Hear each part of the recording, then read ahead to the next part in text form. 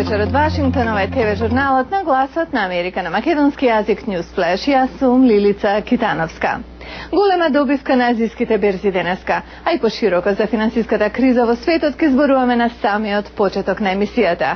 А потоа веднаш следи големата вест викендов од председателската кампања во Соединетите Американски држави. Азиските пазари денес затворија многу повисоко. Хонконгскиот Хенг Сенг и клучниот австралиски пазар добија над 4%, додека токискиот Никеј 3,5%. Јужнокорејските акции скокнаа за 2%, забележувајќи добивка прв пат по 4 дена. Најголемите европски пазари добија по околу 2% во утринската размена. За нотирање се и крупните потези што ги прават Јужна Кореја и Холандија за помагање на банките да опстанат во овие тешки времиња, со гаранции и директна инфузија на пари. Инаку викендов американскиот председател и европските лидери кои беа во посета се согласија да одржат серија самити со цел реформирање на глобалниот финансиски систем. Господинот Буш, францускиот председател Николас Саркози и председателот на Европската комисија Хозе Мануел Баросо рекоа дека првиот самит ќе се фокусира на договарање на принципите на реформата за да се обезбеди просперитет во иднина, а подоцнежните самити ќе развијат специфични чекори за постигнување на овие цели.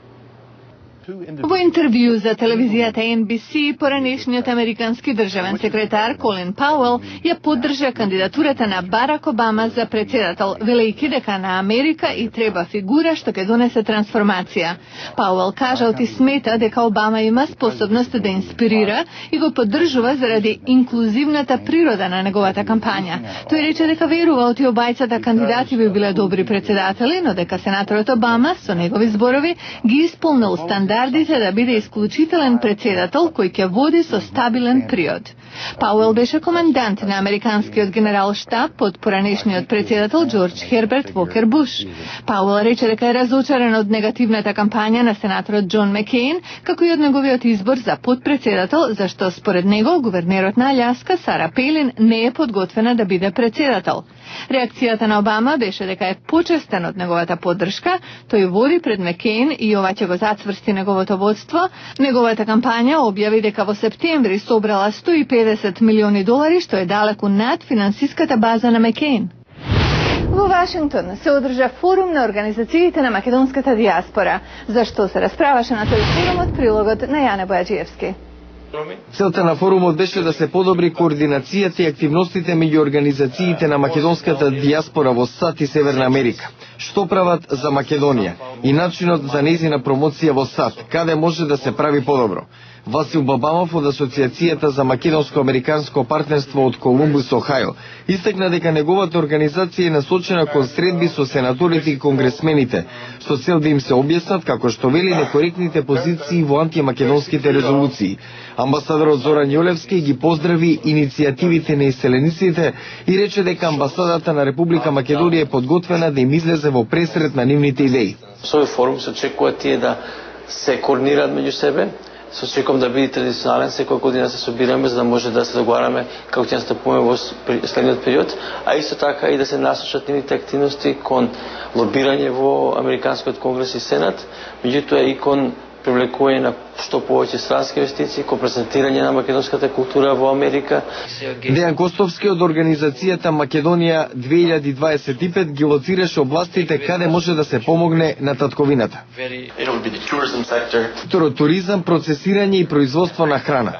И за Владимир Ацев, кој важи за еден од најангажираните представници на македонските иселеници кога станува збор за собирање средства за помош за деца во Македонија во вид на книги, лекови и друга опрема, средбата е корисна.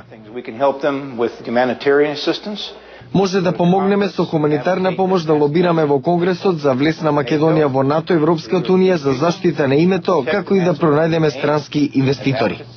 На првиот форум на македонските организации од дијаспората во Соединетите Американски држави во Вашингтон, што најверојатно ќе го добие приматот на традиционален, беше изражено очекување за унапредување на соработката со единствена цел, поголемо лобирање за Македонија, но и представување на земјата како мала, но со големи можности за инвестирање.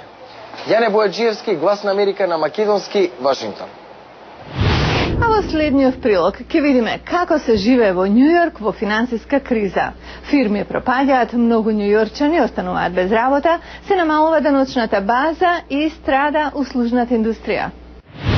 Однадвор се исто. Жолти такси возила на Менхетен, автобуси и подземна железница разнесуваат патници. Туристи и натаму се фотографираат пред статуата на бикот, символ на просперитетот на Волл Стрит. Но њујорчани се притаени. Сите се тивки и чекаат. Тоа е чувството на исчекување и нецелосно сваќање. Ова го вели Розмари Сканлон, професор по имотно право. Таа вели дека секој работно место на Волл Стрит издржува 3 работни места во други индустрии. Кризата се чувствува во рестораните, вели, во градот. Таксистите и возачите на лимузини го чувствуваат ударот. Хозе Обри е еден од возачите кои тешко доаѓаат до муштерии. Излегуваш, бензинот е скап, нема пари на улица. Тој се грижи како ќе го плаќа кредитот за колеж на децата. Тренерот за фитнес Исаија Труман работи со голем број трговци и банкари од Волл Стрит. Многумина од нив ми велат дека ова е најлошото што го виделе досега и дека ќе стане уште полошо пред да почне да се подобрува, како и дека обичните граѓани немаат поим што следи. Имам чувство дека и тие не знаат и играат од ден во ден. Саудија Дейвис е собственик на фирма за чистење. Вели дека е обседната со гледање вести, но дека тоа не ја прави да се чувствува подобро. Бизнисот опаѓа, муштериите и велат дека не можат веќе да плаќаат за чистење на домот. Всушност, сега гледаме многу од Волл Стрит кои сега се без работа и би прифатиле се, дури да чистат. Но градските татковци ветуваат дека без оглед на тешките времења нема отстапување од приоритетот. Њујоршките улици да останат чисти